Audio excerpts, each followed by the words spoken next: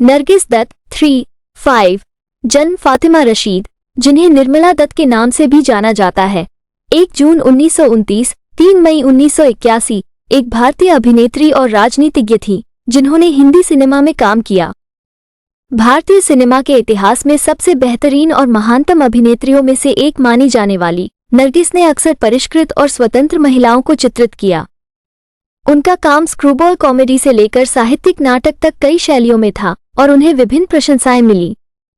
नरगिस का जन्म 1 जून 1929 को कलकत्ता, बंगाल प्रेसिडेंसी, ब्रिटिश भारत, अब कोलकाता, पश्चिम बंगाल, भारत में फातिमा रशीद के रूप में हुआ था। उनके पिता अब्दुल रशीद, पूर्व में मोहनचंद उत्तमचंद त्यागी, मोहन बाबू, मूल रूप से रावलपिंडी के एक धनी उत्तराधिकारी थे जिन्होंने हिंदू धर्म से इस्लाम धर्म अपना लिया था। उनकी मां जद्दनबाई हुसैन थी, जो बनारस शहर, बनारस राज्य से थी, जिनका जन्म हिंदू ब्राह्मण मूल के एक मुस्लिम परिवार में हुआ था जिन्होंने इस्लाम अपना लिया था, और एक हिंदुस्तानी शास्त्रीय संगीत गायक और भारतीय सिनेमा के शुरुआती अग्रदूतों में से एक थे। कलकत्ता, बंगाल प्रेसिडेंसी में बसने से पहले नरगिस का परिवार पंजाब से इलाहाबाद, आगरा और अवध के संयुक्त प्रांत चला गया। उन्होंने नरगिस को उस समय भारत में चल रही फिल्म संस्कृति से परिचित कराया। नरगिस के सौतेले भाई अनवर हुसैन भी एक फिल्म अभिनेता थे। 3 दशकों के करियर में नरगिस ने 6 साल की उम्र में तलाश-ए-हक 1935 के साथ एक छोटी सी भूमिका में स्क्रीन पर शुरुआत की, लेकिन उनका अभिनय करियर वास्तव में फिल्म तमन्ना 1942 से शुरू हुआ।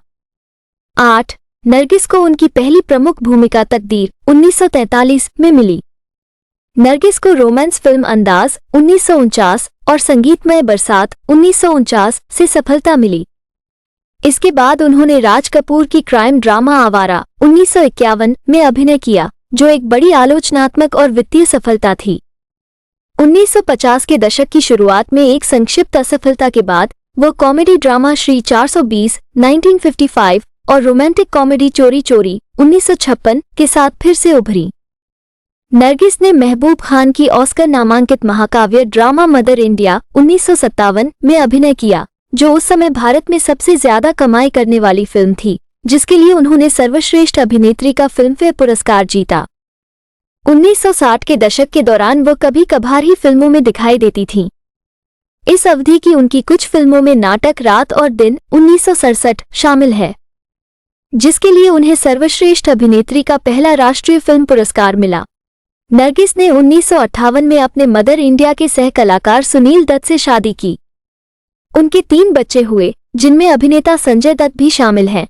अपने पति के साथ नरगिस ने अजंता आर्ट्स कल्चर ट्रूप का गठन किया, जिसने उस समय के कई प्रमुख अभिनेताओं और गायकों को काम पर रखा और सीमावर्ती क्षेत्रों में स्टेज शो आयोजित किए।